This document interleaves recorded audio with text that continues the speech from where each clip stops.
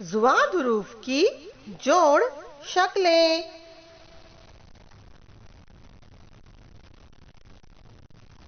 बच्चों, ये ज़ुबान हरूफ की निस्फ शक्लें हैं और ज़ुबान हरूफ के दोनों जानिब हुर्फ जोड़े जाते हैं और उनसे बामानी लफ्ज बना सकते हैं, जिसकी कुछ मिसालें मैं बता रही हूँ।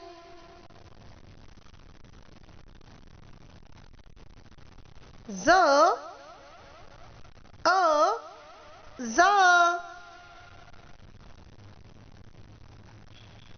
ज़, व, ज़ो,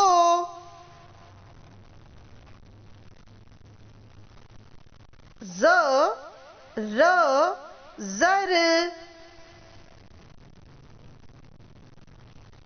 ज़, ब, ज़ब,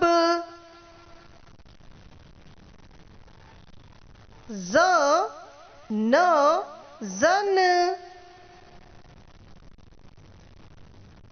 ज़, म, ज़म,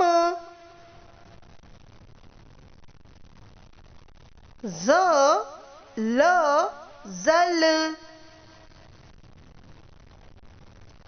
ज़, य, ज़ी, ज़, य, ज़े।